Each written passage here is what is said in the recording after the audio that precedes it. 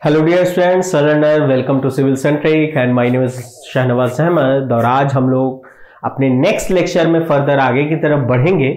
और last lecture में मैंने केवल इतना बताया था आपको कि फ्लूइड मैकेनिक्स को पढ़ने की जरूरत क्या होती है, क्लियर है, और मैकेनिक्स क्या है, छोटी मोटी बातें की थी। आज हम लोग शुरू करेंगे सबसे पहले कि अगर आपको फ्लूइड मैकेनिक्स को डिफाइन करना है सब्जेक्ट को, तो कैसे डिफाइन करना है। आप कह सकते हो कि fluid mechanics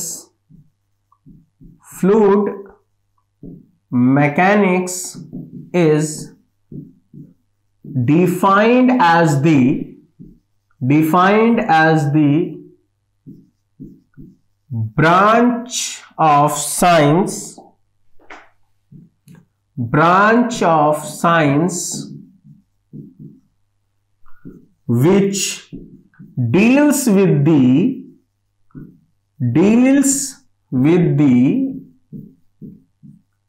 behavior of fluid at rest। और फ्लूइड एट रेस्ट को हम लोग क्या कहते हैं, फ्लूइड स्टैटिक्स कहते हैं। ये हम लोगों ने कल बात कर ली थी, ठीक है। Fluid at rest that is statics, comma fluid in motion जिसको हम लोग फ्लूइड डायनेमिक्स कहेंगे,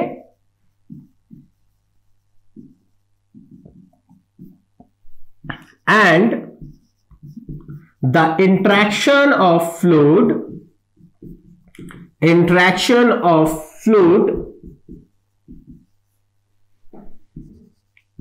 with the solid body or another fluid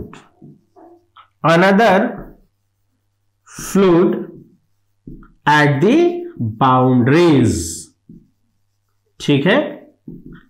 तो इस तरीके से हम क्या कर सकते हैं, फ्लूइड मैकेनिक्स को क्या कर सकते हैं, डिफाइन कर सकते हैं। हम कह सकते हैं कि it is a branch of science which deals with the behaviour of fluid at rest, in motion and the interaction of fluid with the solid body और another fluid at the boundaries, ठीक है। ये है मेरा fluid mechanics जिसको हम define कर रहे हैं। कैसे इस तरीके से डिफाइन किया मैंने, इसके बारे में हम लोग लास्ट लेक्चर में देख चुके हैं, क्लियर है। आज अब हम लोग बात करेंगे कि चलिए ठीक है, फ्लूइड मैकेनिक्स क्या है सब्जेक्ट, ये हम लोगों को समझ में आया। लेकिन जब तक फ्लूइड मैकेनिक्स को पढ़ना है तो सबसे पहले आपको यह समझना पड़ेगा कि फ्लूइड क्या होता है। बिना फ्लूइड को समझे आप फ्लूइड मैकेनिक्स सब्जेक्ट को स्टडी नहीं कर सकते हो। तो सबसे पहले जो हम लोग बात करेंगे वो बात करेंगे किस पर, कि भाई फ्लूइड होता क्या है, ठीक है। तो अब इस फ्लूइड को अगर समझना है तो फ्लूइड को समझने के लिए फ्लूइड को डिफाइन करना पड़ेगा। और फ्लूइड को डिफाइन किया था न्यूटन साहब ने।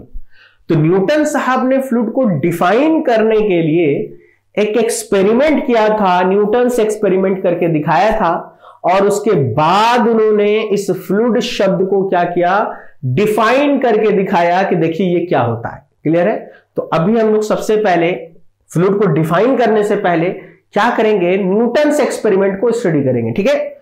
तो हम लोग क्या करना चाहते हैं, बेसिकली न्यूटन साहब ने जो एक्सपेरिमेंट किया था, उस एक्सपेरिमेंट में उन्होंने क्या किया था, बिहेवियर दिखाया था, किसका, behaviour of solid and fluid body under common shear stress, ठीक है।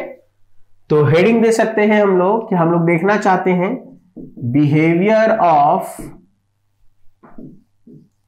Solid and fluid under common shear stress, ठीक है।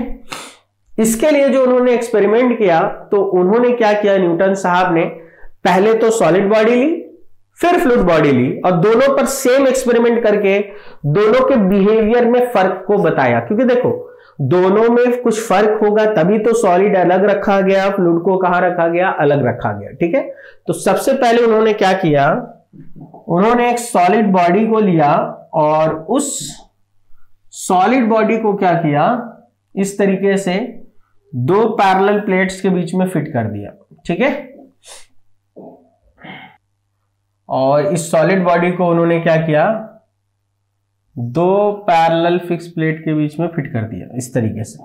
ठीक है, क्लियर है। और क्या किया गया कि बॉटम प्लेट को क्या रखा गया है, फिक्स रखा गया, फिक्स्ड है, और ऊपर वाला जो प्लेट था इसको क्या किया गया, फ्री टू मूव छोड़ दिया गया है।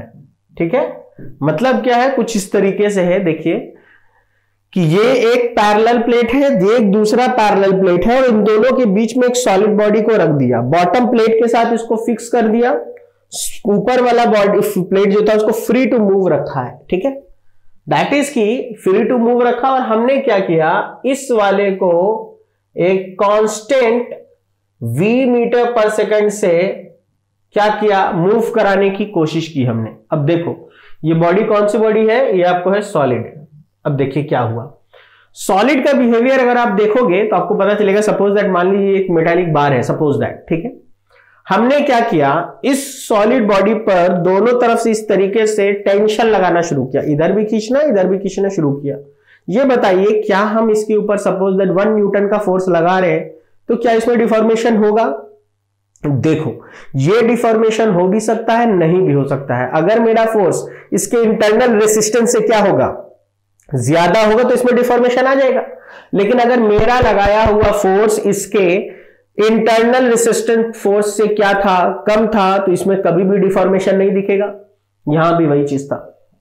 सपोज दैट हमने 1 न्यूटन का फोर्स लगा के देखा कोई डिफॉर्मेशन नहीं मिला, हमने फोर्स बढ़ाया, बढ़ाते गए, लेकिन जैसे ही सपोज दैट हम 5 न्यूटन पर पहुंचे, हमने देखा कि 4.9 न्यूटन तक डिफॉर्मेशन नहीं हो रहा था। लेकिन जैसे हम 5 न्यूटन पर पहुंचे, हमें दिखा कि अच्छा इसमें डिफॉर्मेशन आ गया 1 mm का। तो पहली चीज क्या समझ में आई, इस चीज से आपको पहला ये पॉइंट समझ में आया कि सॉलिड में डिफॉर्मेशन केवल फोर्स लगाने से नहीं होता है। कोई जरूरी नहीं कि आप फोर्स अप्लाई करो तो सॉलिड बॉडी में डिफॉर्मेशन हो ही जाए। तब तक डिफॉर्मेशन नहीं होगा जब तक कि वो फोर्स उसके इंटरनल रेजिस्टेंस फोर्स से क्या हो जाए, थोड़ा बहुत ज्यादा ना हो जाए। तो पता ये चला कि आपको इस पे एक कांस्टेंट वेलोसिटीज इसको मूव कराने की कोशिश की गई है और इसके ऊपर लगातार एक कांस्टेंट फोर्स लगाया गया है। और वो फोर्स कौन सा फोर्स था, वो एक तरीके का शियर फोर्स था जो लगाया जा रहा था।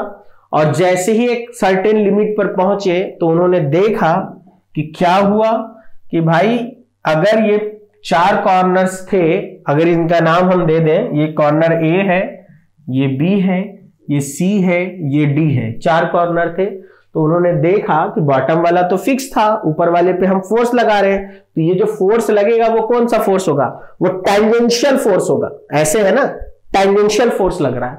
तो इसके कारण क्या हुआ, एक सर्टेन लिमिट तक पहुंचने के बाद उन्होंने देखा तो उनको दिखाई दिया कि सर ये जो इसकी बाउंड्री थी, जो पॉइंट ए था वो तो वही था, लेकिन पॉइंट डी खसक के कहां पहुंच गया, डी डैश पे, और पॉइंट सी खसक के कहां पहुंच गया, सी डैश पे। ये डी डैश हो गया और ये सी डैश हो गया, और उनको एक डिफॉर्मेशन एंगल दिखाई दिया और वो कितना था, अल्फा। ठीक है, लेकिन अगर हम कांस्टेंट फोर्स लगा रहे हैं तो ये डिफॉर्मेशन भी फिक्स हो गया। जब तक हम 5-5 न्यूटन का लगाएंगे उसमें जितना डिफॉर्मेशन होना था हुआ, और अब वो डिफॉर्मेशन उतना ही है, 1 mm का डिफॉर्मेशन आया और अब उतना ही है। जब तक हम फोर्स नहीं बढ़ा देंगे तब तक डिफॉर्मेशन चेंज नहीं होगा। तो क्या पता चला कि इसके ऊपर एक कांस्टेंट शियर स्ट्रेस भी तो लग रहा था। तो पता ये चला, यहीं से देखने के बाद एक बात पता चली कि अगर मेरे पास कोई सॉलिड बॉडी है तो सॉलिड बॉडी में shear stress is directly proportional to shear strain rate होता है। अगर स्ट्रेस नहीं बढ़ेगा तो ये स्ट्रेन रेट नहीं बढ़ेगा। ठीक है, तो यहीं से पहला पॉइंट हम लोगों को पता है, और ये हम लोग स्ट्रेंथ ऑफ मटेरियल में भी जानते हैं। तो फॉर सॉलिड बॉडी हम लोग कह सकते हैं कि शियर स्ट्रेस जो होता है वो डायरेक्टली प्रोपोर्शनल टू होता है शियर स्ट्रेन के, ठीक है। Shear stress is directly proportional to shear strain के, ठीक है। ये बिहेवियर सॉलिड का था, न्यूटन साहब ने कहा कि ये बिहेवियर सॉलिड का है।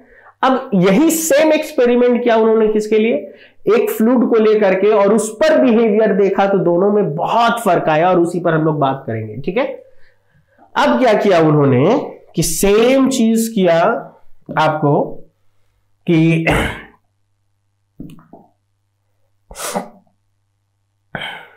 देखिए, एक क्या किया, इस बार एक फ्लूइड ले लिया, ठीक है, और इस फ्लूइड के ऊपर क्या किया, यहां भी आपको एक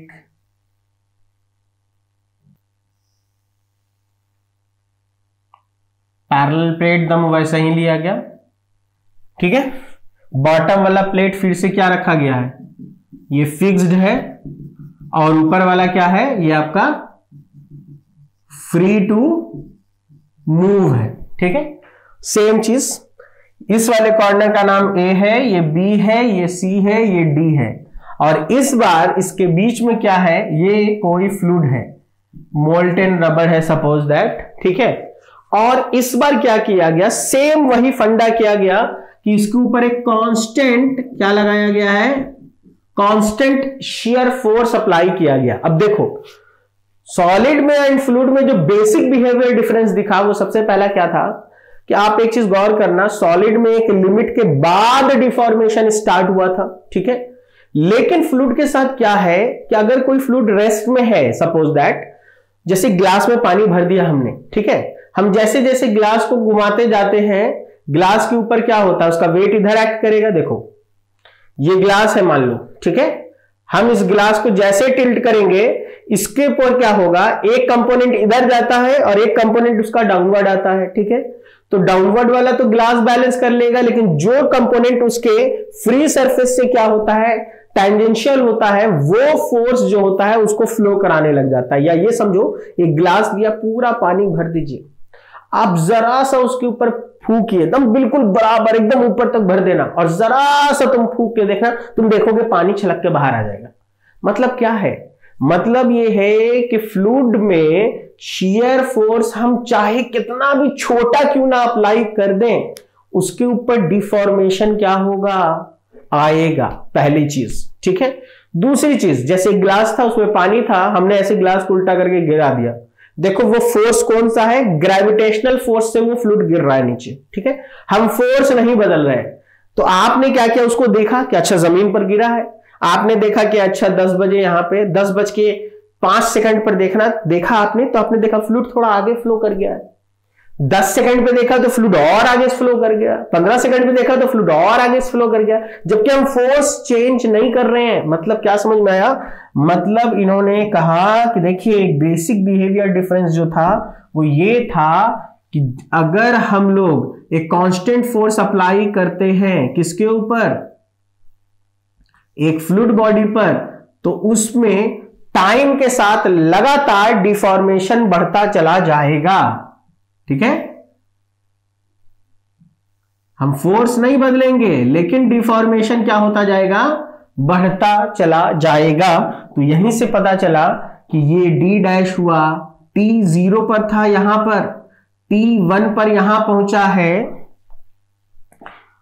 यानी कि टी 0 टाइम पर देखा गया, तो आप डी पर थे, जैसे ही फोर्स अप्लाई किया T1 समय पर डी से उसका ये वाला सिरा कहां चला गया, डी डैश पे। थोड़ी देर बाद देखा हमने टाइम T2 पर, तो वो पहुंच गया है डी डबल डैश पे। फिर हमने देखा T3 पर, तो वो पहुंच गया है डी ट्रिपल डैश पे। सिमिलरली T0 पर यहां था, T1 पर C डैश पहुंच गया, T2 पर C डबल डैश पहुंच गया, T3 पर C ट्रिपल डैश पहुंच गया। मतलब देखो फोर्स नहीं चेंज कर रहे हैं, जबकि सॉलिड में क्या था, अगर फोर्स फिक्स था तो शियर स्ट्रेस फिक्स था, और शियर स्ट्रेस फिक्स था तो शियर स्ट्रेन फिक्स था। लेकिन यहां पर हमको दिखा कि सर फोर्स फिक्स है और इसके कारण जो इसके ऊपर शियर स्ट्रेस लगेगा वो होगा shear stress, constant shear stress होगा। ये भी कांस्टेंट है, लेकिन समय के साथ लगातार आप देखिए पहले जो एंगल था वो अल्फा 1 था, फिर एंगल अल्फा 2 बना, फिर एंगल अल्फा 3 बना।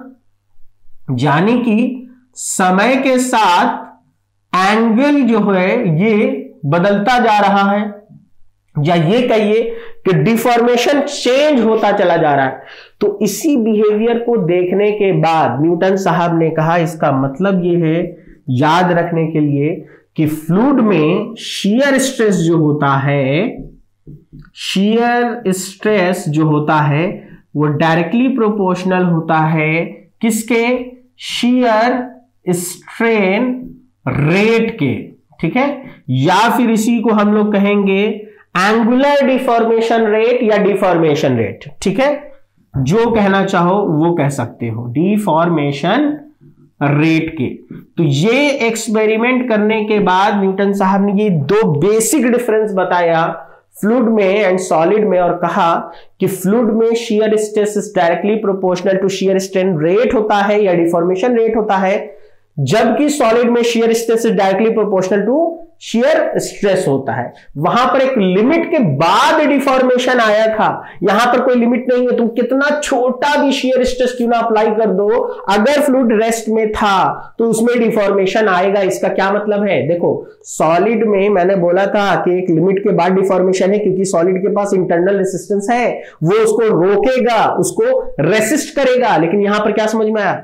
यहां पर समझ में आया कि अच्छा, अगर कोई फ्लूइड रेस्ट में है तो इसका मतलब यह है कि उसके ऊपर तुम कितना भी छोटा क्यों ना हो शियर स्ट्रेस लगा दो, उसमें डिफॉर्मेशन आएगा। इसका मतलब यह है कि फ्लूइड वो चीज है which is not able to resist और sustain shear stress under rest condition. जब कोई फ्लूइड रेस्ट में होगा तो वो शियर स्ट्रेस का प्रतिरोध नहीं करेगा, लेकिन कब? जब रेस्ट में होगा। तभी तो जरा सा शियर स्ट्रेस लगाया वो छलक गया, वो फ्लो करने लग गया, और लगातार क्या करता जा रहा है? फ्लो करता जा रहा है। लेकिन एक लिमिट के बाद फ्लो रुकता भी तो है, रुक भी तो जाता है फ्लूइड बहते बहते। तो अब आप कहोगे कि सर लगातार अगर डिफॉर्मेशन चेंज होता रह रहा था तो फ्लूइड रुक कैसे गया? क्योंकि देखो जब फ्लूइड मोशन में आया तो मोशन में आने के कारण उनके पार्टिकल सब फ्लो करने लग गए, और सारे पार्टिकल्स एक दूसरे को आपस में क्या करते रहते हैं? अट्रैक्ट करते रहते हैं बिकॉज ऑफ कोहेजन, ठीक है। उनके बीच में इंटरमॉलिक्यूलर अट्रैक्शन फोर्सेस होते हैं। तो अब देखो अगर फ्लूइड रेस्ट में था तो सारे के सारे मॉलिक्यूल्स रुके हुए थे। जब वो मॉलिक्यूल आपसे दूर भाग ही नहीं रहा है तो आप उसके ऊपर अपना अट्रैक्शन फोर्स क्यों लगाओगे? ठीक है। लेकिन जैसे मोशन में आया, एक पार्टिकल भागने लगा, आप दो दोस्त हैं, आप भी बैठे हैं, आपका फ्रेंड भी बैठा है, आप दोनों बैठ करके बात कर रहे हैं, तो आप उसको रोकने की कोशिश क्यों करेंगे? लेकिन क्या हुआ, वो जाने लगा, तब आप उसका हाथ पकड़ लोगे और कहोगे रुको, कहां जा रहे हो? तब तो आप दोनों के बीच में आपका अट्रैक्शन फोर्स एक्ट करेगा। तो यानी समझ लीजिए विस्कोसिटी एक्शन में तब आता है जब फ्लूइड किसमें होता है? मोशन में। अंडर रेस्ट कंडीशन में विस्कोसिटी एक्शन में नहीं होता है। क्लियर है? ठीक है। तो बेसिकली जब वो मोशन में आएगा तो विस्कोसिटी एक्शन में आ जाएगा, और इस वजह से थोड़ी देर बाद वो फ्लो करने के बाद क्या हो जाएगा? रुक जाएगा। तो इसी एक्सपेरिमेंट को बताने के बाद न्यूटन साहब ने क्या किया? न्यूटन साहब ने डिफिनेशन दिया किसका? फ्लूइड का। ठीक है। तो पहली चीज सुन लीजिए, ये जो स्टेटमेंट हमने लिखा है ये ऑब्जेक्टिव के पेपर में बहुत बार पूछ लिया जाता है। ठीक है, कि फ्लूइड किसको कहते हैं? ऑप्शन में मिलेगा फ्लूइड उसको कहेंगे जिसमें stress is directly proportional to strain rate होगा। ठीक, शियर स्ट्रेन रेट कहे, डिफॉर्मेशन रेट कहे, एंगुलर डिफॉर्मेशन रेट कहे, सब एक ही चीज है। क्लियर है? या फिर आपसे इसी को डिफाइन करने के लिए कहेगा। तो डिफाइन करने के लिए अगर कहा जाए तो अगर हम फ्लूइड को डिफाइन करेंगे तो हम क्या कहेंगे? ठीक है, हम कहेंगे कि it is a matter which deforms continuously. ये एक ऐसा पदार्थ है जो लगातार क्या करता रहता है? डिफॉर्म करता रहता है, बहता रहता है, फ्लो करता रहता है, लेकिन किसके कारण? तो आप कहोगे कि under the influence of shear stress. ठीक है, जब तक उसके ऊपर तुम शियर स्ट्रेस लगाते रहोगे वो फ्लूइड क्या करता रहेगा? लगातार क्या करता रहेगा? फ्लो करता रहेगा। और मोस्ट इंपॉर्टेंट बात यह है कि ये शियर स्ट्रेस कितना भी छोटा क्यों ना हो, इससे फर्क नहीं पड़ना है। जबकि सॉलिड में ऐसा नहीं था। सॉलिड में एक लिमिट के बाद डिफॉर्मेशन क्या हुआ था? स्टार्ट हुआ था। इसीलिए जब हम फ्लूइड को डिफाइन करेंगे तो हम कहेंगे कि fluid is defined as the matter which deforms continuously। और किसके इन्फ्लुएंस में? ठीक है, तो आप कह सकते हो कि under the influence of shear stress, under the influence of, या अंडर दी एक्शन ऑफ भी कह सकते हो। एक्शन कहो, इन्फ्लुएंस कहो, कोई फर्क नहीं पड़ना है। ठीक है, अंडर दी एक्शन या इन्फ्लुएंस ऑफ शियर स्ट्रेस। और मोस्ट इंपॉर्टेंट बात, उसको हम इन्वर्टेड कॉमा में लिख रहे हैं, और याद रखिएगा, no matter how small the shear stress में भी। ठीक है, और इससे कोई फर्क नहीं पड़ेगा कि वो शियर स्ट्रेस कितना ही छोटा क्यों ना हो। ठीक है, क्योंकि देखिए आपको बता दें, अगर आप प्रीवियस ईयर के क्वेश्चंस को देखेंगे उसमें आपको ये भी क्वेश्चन में मिल जाएगा। ठीक है, और एक बार ये भी पूछा गया है कि फ्लूइड किसको कहते हैं। ऑप्शन में दिया बता फ्लो कंटिन्यूअसली, डिफॉर्म्स कंटिन्यूअसली, लेकिन उससे एक ऑप्शन में ये लिखा हुआ था कि deforms continuously under the action of shear stress, पहली चीज, और उसके आगे ये भी लिखा हुआ था no matter how small the shear stress में भी। ठीक है, यानी पूरा कंप्लीट डिफिनेशन तब होगा जब आप ये पूरा बोलोगे। क्लियर है? तो फ्लूइड वो मैटर है, वो पदार्थ है जो लगातार क्या करता रहता है? फ्लो करता रहता है, डिफॉर्म करता रहता है। किस वजह से? तो शियर स्ट्रेस की वजह से, और वो शियर स्ट्रेस कितना भी छोटा क्यों ना हो, इससे कोई फर्क नहीं पड़ता है। तो हम एक तो यहां से डिफाइन कर सकते हैं। अब यहां से ये देखो, कितना भी छोटा क्यों ना शियर स्ट्रेस लगा दे, इसका क्या मतलब है? इसका मतलब ये है कि अगर मेरा फ्लूइड रेस्ट में है तो इसका मतलब रेस्ट के कंडीशन में मेरा फ्लूइड शियर स्ट्रेस को रेसिस्ट नहीं करता है। ठीक है, तो इसीलिए आप चाहो तो इसको एक और तरीके से आप डिफाइन कर सकते हो और कह सकते हो कि फ्लूइड विल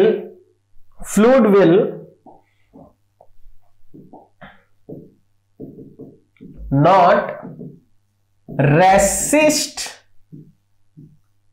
और sustain shear stress when it is under rest condition।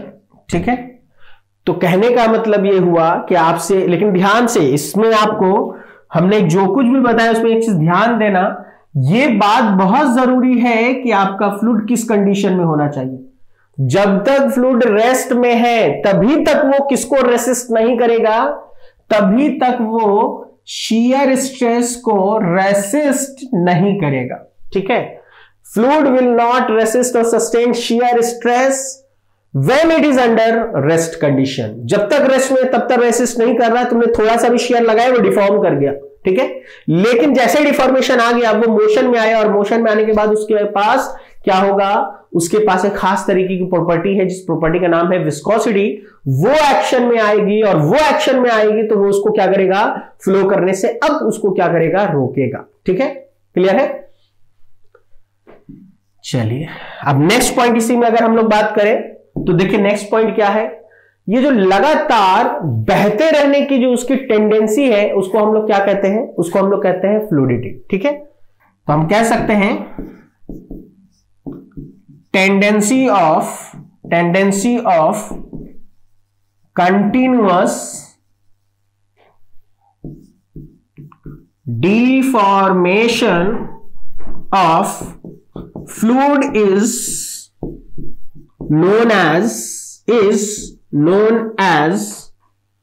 fluidity, और ये जो लगातार बहते रहने की जो टेंडेंसी होती है उसको हम लोग क्या कहते हैं, फ्लूइडिटी कहते हैं। तो the tendency of continuous deformation of fluid is known as fluidity, ये हम लोगों ने अभी बात की। अब देखिए इसी में अगर हम कहें कि ये तो टेंडेंसी जो है वो फ्लूइडिटी कहलाती है, लेकिन ये जो एक्ट है, ये जो काम हो रहा है लगातार फ्लो होते रहने का, उसको क्या कहा जाता है, उसको कहा जाता है फ्लो।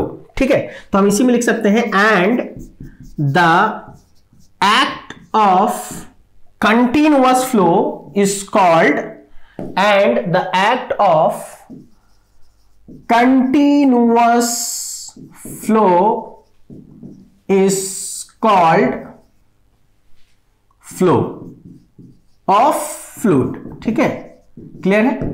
तो देखिए यहां पर हमने बात की कि देखिए जो लगातार बहते रहने की जो टेंडेंसी है, जो क्षमता है, उसको हम लोग क्या कहेंगे, फ्लूइडिटी कहेंगे।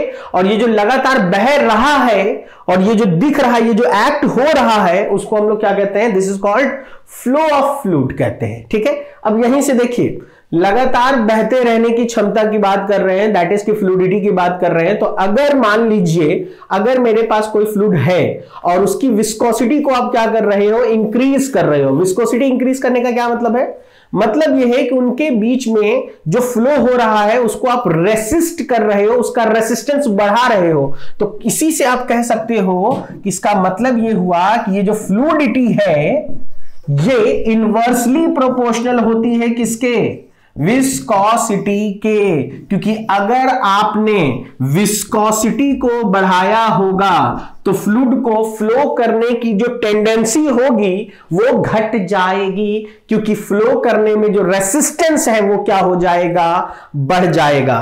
तो विस्कोसिटी बढ़ाने पर फ्लूइडिटी घटती है, यहीं से याद रखिएगा। ठीक है, और अगर आपने विस्कोसिटी को क्या किया, डिक्रीज किया, दैट इज की फ्लूइड को फ्लो करने से जो रुकावट मिल रही थी वो घटेगी, और वो घटती है तो उसमें फ्लूइडिटी जो होती है वो क्या हो जाती है, इंक्रीज हो जाती है। क्लियर है। ठीक है, तो अभी हमने क्या किया, अभी हमने सिर्फ और सिर्फ फ्लूइड का डिफिनेशन देखा, और उसी डिफिनेशन को देखते हुए हम लोगों ने कुछ बातें की कि देखो फ्लूइड क्या होता है।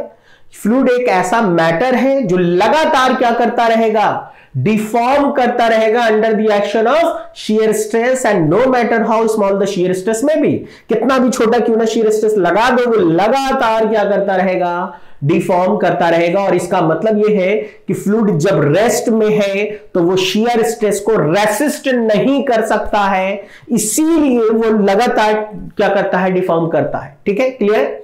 अब उसी से हमने देखा कि यहीं से एक टर्म पता चला कि ये लगातार बहते रहने की जो क्षमता है, टेंडेंसी, उसको हम क्या कहते हैं, फ्लूइडिटी कहते हैं। और ये फ्लूइडिटी कहीं ना कहीं हमारे विस्कोसिटी से क्या है, इनवर्सली प्रोपोर्शनल है।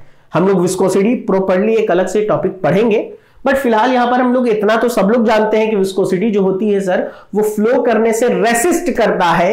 वो एक फ्लूइड प्रॉपर्टी है जो कि किसी भी फ्लूइड के फ्लो को क्या करेगा, रेसिस्ट करेगा। एक लेयर जब फ्लो करेगा तो उसके बगल वाला लेयर उस फ्लो को ऊपर से बहने से क्या करेगा, रोकेगा, क्योंकि उन सबके बीच में आपस में क्या है, इंटरमॉलिक्यूलर अट्रैक्शन फोर्स है, दैट इज कोहेजन के कारण, कोहेसिव फोर्स के कारण वो क्या करता है, रेसिस्ट करता है। क्लियर है। तो ये हम सब लोग जानते हैं। तो वहीं से पता चला कि फ्लूइडिटी और विस्कोसिटी का आपस में कैसा रिलेशन है, इनवर्स रिलेशन है।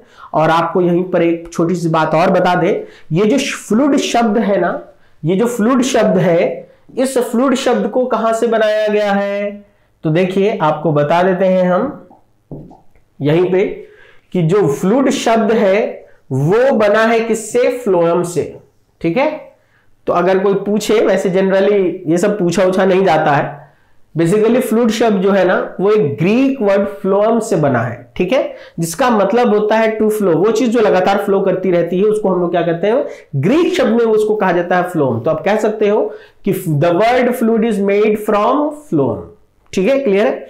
तो अब देखिए यहीं से हम लोगों ने देखने के बाद बहुत सारे पॉइंट्स को देखा और हम लोगों को कुछ पॉइंट्स यहां पे पता चला है, और जितने भी पॉइंट्स मैंने लिखे हैं ये सारे पॉइंट्स आपको ऑब्जेक्टिव पॉइंट ऑफ व्यू से काफी इंपॉर्टेंट है। अब फर्दर जब हम लोग नेक्स्ट लेक्चर पढ़ेंगे तो और इसके आगे बात करेंगे। अभी हमने केवल फ्लूइड का डिफिनेशन देखा है, इसके आगे हम लोग बात करेंगे कि इस फ्लूइड की क्या क्या प्रॉपर्टीज होंगी।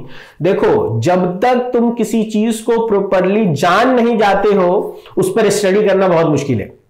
तो इसीलिए फ्लूइड मैकेनिक्स अगर पढ़ना है तो सबसे पहले आपको फ्लूइड को अच्छे से जानना पड़ेगा। तो फ्लूइड क्या है वो समझ गए। अब आगे के लेक्चर में हम लोग बात करेंगे कि फ्लूइड की क्या क्या प्रॉपर्टीज होती हैं, इसमें कैसा बिहेवियर होता है, उन सबको पहले स्टडी करेंगे। वो जब स्टडी कर लेंगे तो ये पूरा का पूरा इंट्रोडक्टरी पार्ट होगा। तब हम लोग बात करेंगे कि टाइप्स ऑफ फ्लूइड कितने टाइप के होंगे। देन फर्दर उसके बाद हम लोग बात करेंगे आपको बेसिकली कि फ्लूइड स्टैटिक्स क्या है। देन हम लोग आगे चलेंगे, ठीक है। तो फिलहाल इस लेक्चर में हम लोग यहीं तक रहने देते हैं। फर्दर जब नेक्स्ट लेक्चर पढ़ेंगे तो आगे बात करेंगे। तब तक के लिए गुड बाय, टेक केयर।